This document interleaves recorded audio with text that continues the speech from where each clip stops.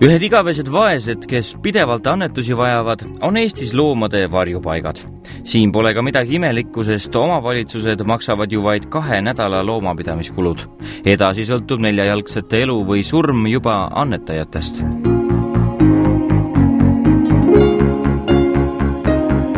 Hiljuti jäi loomasõpradele silma üleöö tekkinud Vinni loomade varjupaiga kodulehekülg ja raha saamise soov internetis. Sellisest asutusest ega selle loojatest polnud keegi varem midagi kuulnud.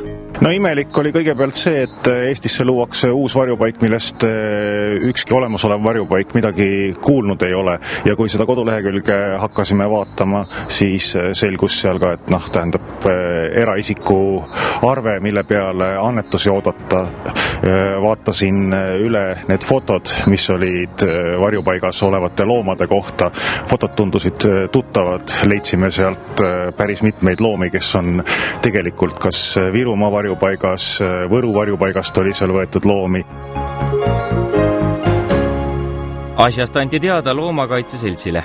Internetist nime järgi jälgi ajades jõudsid loomakaitsjad ühe poisi Orkuti ja Reidi kontodeni. Meiliaadressi guugeldamine juhatas aga omakorda juba täiskasvanute suhtlusportaali, kus keegi kiirane mehike otsis suuseksi nautivat naisukest. Veel jäi silma, et sama meiliaadressiga on loodud teinegi kodulehekülg, mis pakkus toitlustusteenust Rakvere linnas. Asi tundus juba rohkem kui kahtlane. Avaldus politseisse pandi teele. Hoolimata kõigest meil veel raskusi, aga mis siin ikka vinguda. Kes aga varjub selle nime taga ja kas tõesti on tegemist alatu kelmiga, kes siiraid inimtundeid ära kasutab? Niinimetatud Vinni loomade varjupaiga kontaktnumbri omanikuga kohtub reporter Rakvere äärelinnas.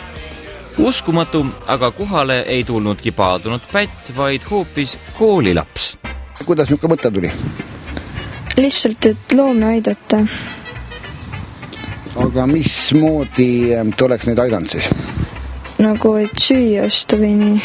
Millistele loomadele tahtsite süüa osta siis? Et nendele, kes on varjupaigas ja siis Vinnis on need sõbrad, kelle juures seal on need loomad. Ma alguses mõtlesime, et sellest ei tule nii suur asi, aga siis ma rääkisin emale ja siis ta nagu helistati nii. Aga mis ema ütles selle peale, et kui sa ütlesid talle, et ma tegin niukse virtuaalvarjupaiga? Ta läks nagu natuke närvi. Et kindlasti ei olnud mingit paadmõtet siin taga, jah? Ei olnud. SMS-i laenajate taktis Eesti majandus veel rokib. Üksirihma pingutame, kokkuhoid on jälle... Kalle juttu kinnitab ka tema onu Raul. Seda, et poiss vaatamata headele kavatsustele suure jamaga hakkama sai, ei eita temagi. Üldiselt ma võin öelda, et ta on väga loomaarmastaja inimene, et tassib neid väikseid loomakesi siia kogu aeg ja mulle tõi siin koera ja kass, kes kuskilt autost oli välja pisatud, et selle ta leidis kuskilt ja tõi meile siia. Võid ka sina nagu teie veendumusega ütelda, et õepoeg ei ole pätt ja kaabakas ja tahtis lihtsalt lüpsta. Lollisid, äkki mõni annetabki, mine tea. Ei, kindlasti mitte keegi ei ole annetanud ja ma usun, et ega ei anneta edaspidi. Emaga pani sinna kohe kommentaari, et ärge annetage, et kuna see ei ole seaduslik ja ma usun, et eesmärk ei olnud inimestest raha välja petta, vaid tõesti loomi aidata. Pühakutel ja kelmidel olevat pea võimatu vahet teha. Sedasi viskab rahvasuu nälja. Lõpliku selguse peab Vinni varjupaiga loosse tooma politsei uurimine.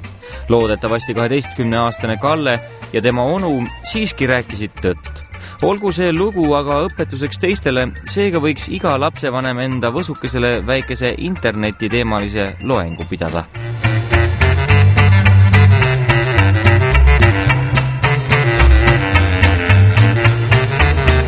Tänaseks on niinimetatud Vinni varjupaiga kui ka Rakveres toitlustamist pakkuvad kodulehed suletud.